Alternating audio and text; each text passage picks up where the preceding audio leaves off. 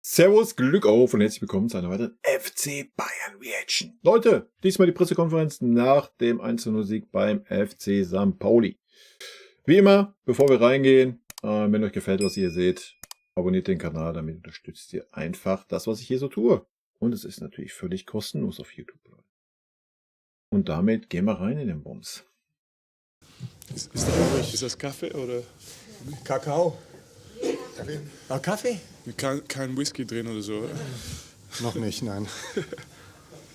Oh, nee. Marvin, Musik bitte.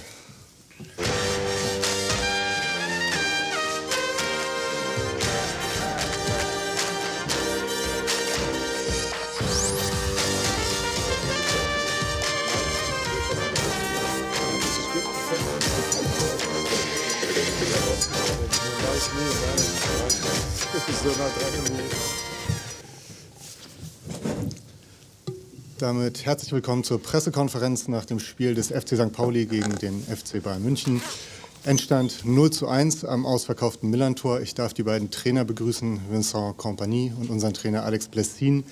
Da unsere Gäste früh los müssen, machen wir es so, dass das Statement der Bayern kommt und die Fragen im Anschluss direkt an unsere Gäste und wir dann rüber switchen zu unserem Trainer. Dann dein Statement bitte.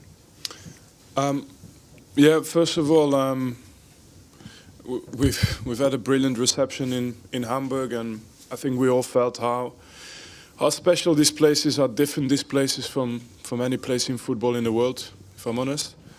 And Ja, da kann man sich anschließen. St. Pauli ist ein besonderer Ort im Profifußball. And, yeah, this game for us was it came a little bit at a tricky moment because we had the game Wednesday in the Champions League, then we had to travel here on Saturday. Of course, we have a really good squad, and it allowed us to or it was necessary to change a few plays before the start of this game. And then we played against a team with high energy, very compact but disciplined, and as well I think with a very mature game management. I think even when we scored the first goal, St. Pauli never. It didn't feel like they panicked. It didn't feel like they changed the game plan straight away. They stayed patient, and at the end of the game, they tried to put a little bit more pressure. But I can value this win a lot, just because if you look at what Leverkusen did in Bochum and what Dortmund did in Mainz, there's no easy. Ja, sorry, alles gut. Fühle ich nicht. Habe ich in meiner Spielanalyse extra auch nicht angeführt. Ja, natürlich kannst du nach Leverkusen gucken, natürlich kannst du nach Dortmund gucken. Wen interessiert's? Wen interessiert's? Ja, dann sollte man sich halt nicht auf der Spieltagspressekonferenz da hinsetzen und sagen, bah, ey, meine Spieler sind richtig frisch im Kopf, sind richtig fit, gar kein Problem. Dann sollte man das nicht machen. Und jetzt setzt man sich hin und sagt, ja, wir haben ja Mittwoch gespielt, sind dann Samstag hier angereist und ja, ich habe 4 Spieler gewechselt, wir haben ja eine gute Mannschaft. Nee. Dann halt eine Pressekonferenz da vor die Fresse. Ja, so. Warum erzählt man das dann? Setzt man sich hin und sagt, wow, meine Mannschaft ist so fit und so frei im Kopf und so frisch im Kopf. Und dann sehen wir heute das genaue Gegenteil und dann fängt man heute an, darauf rumzureiten, dass man irgendwie später anreisen kann, dass man Mittwoch gespielt hat. Nee, alles gut. Ja, natürlich ist verständlich, dass die Spieler vielleicht müde sind und so. Ja, dann schenkt ihr das in Zukunft halt bei der PK vorher, da so auf dicke Hose zu machen. Games in. Und wenn man dann jetzt in die Kerbe geht, so ja, guckt euch mal an, was Dortmund und Leverkusen, weil die Belastung so hoch ist, gezeigt haben. Sorry, wir haben heute auch nur durch einen Sonntagsschuss gewonnen, sonst wäre das Spiel 0:0 ausgegangen. Today was a tough game, and yeah, it's a very good win for us. But we were disciplined, and I think we managed the game well. Das waren wir, ja, das ist ja, was ich sage, deswegen ist der Sieg auch völlig verdient und gerechtfertigt. Wir waren diszipliniert hinten, wir haben nichts zugelassen, unsere Abwehrreihe war ordentlich, unsere Innenverteidiger waren sehr stark. Fairerweise, Pauli war auch nicht dazu in der Lage, da uns irgendwie unter Druck zu setzen. Hat man ja auch dann die letzten 10 Minuten gesehen, wo sie es ein bisschen versucht haben. Das ist alles fein, ja, aber so Vergleiche mit Dortmund, was sollen wir auf Dortmund und Leverkusen gucken? Wir müssen auf uns gucken. Alter. Wen interessiert es, ob Leverkusen noch Punkte lässt in Bochum, ob Dortmund verliert? Wen interessiert es denn, Alter? As well. Vielen Dank. Wenn es dann Fragen gibt, einmal Tim von Millanton zuerst. Yes, one question. You said that this was difficult in the preparation for the match because you had a match on Wednesday. Was this the reason why? So in the last games you pressed with really high energy, really high. Today it seemed like you were pressing not with that intensity in the first row. Was this one reason that you had a match on Wednesday? Also er fragt, ob das der Grund war, dass wir Mittwoch spielen, dass wir nicht so diese Energie in der vordersten Reihe hatten heute. Vom Pressing. Weil das hatten wir nicht, das hat kaum stattgefunden. Ne? No, it didn't feel like we conceded too much of the ball. I thought defensively we did actually really well. I think going forward maybe was not as productive as we normally are, but like I said, it's never just my team, right? So the opposition did really well. I think Alex did, as he always does, set up his team in a way that makes it difficult. And I know he likes to press a lot, and I know he likes to attack as well. But in the game that was today, I thought it was the game plan that gave us a little bit of a problem to solve. But I think in the end, like I said, I can't say that anything was negative defensively because I think that was probably our strongest point today. Dann Berg. Naja, es ist ein bisschen schade, dass man das so hingenommen hat. Ja, habe ich ja in meiner Analyse auch gesagt. Warum hat man nicht einfach mal was versucht und was umgestellt? Hat man da einfach den Schuh so durchgespielt, wo man gesehen hat, dass man halt bis zur 75. oder was das war, wir haben uns nicht wirklich mal eine richtige Torchance erspielt.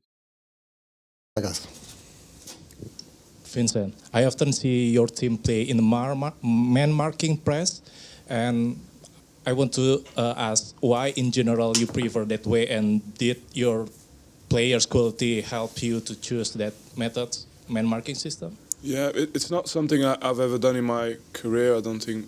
Maybe in the beginning, 15 years ago or something, but I think if you look at the detail of it, it's only man-oriented, or you're only man for man for a very small period of time. In the moment where there is a duel or a challenge, we always have an overload around the ball, so it doesn't really change from other pressing principles with the theory behind it on how you want to finish your press. But the difference is in the first phase you want to have pressure on every pass to make sure that you can end up in a defensive action quicker. And the answer about the team, I think, yes, I think this is an easier way to defend for this team than if I set up 4-1-4-1 press where the 9 has to split the defenders, and I think this is easier for our team. Oliver Jensen. Ja, interessante Frage auf jeden Fall und interessante Antwort auch. Ja, er hat gefragt, warum er dieses Mann-gegen-Mann-Pressing bevorzugt, ob er es bevorzugt, weil das fürs Team leichter ist und so weiter und so fort. Und ja, er hat gesagt, am Ende hat er gesagt, dass es fürs Team halt einfacher so ist, anstatt dass wir ein 5-1, 5-1 oder sowas pressen. Und er hat auch gesagt, dass wir ja auch nicht immer dieses Mann-gegen-Mann-Pressing machen, sondern nur dann. Aber ja, es die Situation gibt halt, wo wir in diese Mann-gegen-Mann-Geschichten kommen. Ja. Herr Kompany, heute hat Goretzka in der Startelf gestanden, erste Mal in der Saison. Was waren die Beweggründe dafür und wie haben Sie ihn heute gesehen? Ja, wir haben immer gesprochen über die Kader, wie wichtig für uns das war, dass wir in jeder Position doppelt besetzt sind. Und die Mara hatte den Take, dass es ist, weil man den Leon ja schon an der Auswechsellinie stehen hatte und ihn dann wieder auf die Bank gesetzt hat. Bisschen, ja, so diese Mitgefühlsaufstellung. Ja? Und die hatten Leon heute leider so absolut gar nicht gerechtfertigt. Im Sommer war das nicht einfach für Leon. Ich glaube, dass wir nicht darum reden mussten. Das war einfach so. Aber danach ist es einfach auch so, dass wir immer gesehen haben, dass er weitergearbeitet hat und er hat diese Chance auch verdient. Und er hat die Qualität natürlich und es war keine schwierige Entscheidung oder so. Es war eine logische Entscheidung für eine Mannschaft, die auch ein bisschen Frischheit brauchte. Und seine Qualität in diesem Spiel könnte uns auch helfen natürlich. Hat es aber nicht getan, ne? Aber in Zukunft werden wir das weitermachen und ja, wie gesagt, das ist nicht nur mit den Flügelspielern, es ist auf jeder Position, dass wir diese Konkurrenz haben wollen. Dann dürfen wir an der Stelle, glaube ich, unsere Gäste verabschieden. Ganz kurz Pause machen. Ja, es tut mir leid. Glückwunsch an Vince und FC Bayern natürlich für den Sieg. Ja, viel Erfolg noch. No, it's okay. Take care, see you. Danke für Kaffee. Okay. Ja, Leute, der Rest, ja. Die Sachen, die zum FC Bayern gesagt wurden, haben wir uns reingezogen. Vielleicht gucken wir uns den Rest am Montag im Stream an, wenn da Interesse ist. Können wir das sehr gerne tun. Live auf YouTube, hier auf dem Kanal oder auf Twitch. Ab 18 bis 20 Uhr. Schaut da gerne vorbei. Und in diesem Sinne, Leute, rot-weiße Grüße gehen raus. Habt ein schönes Restwochenende. Bis dann. Tschüssi. Vielen lieben Dank für euren Support hier auf dem Kanal. Und in diesem Sinne, gute Freunde kann niemand trennen.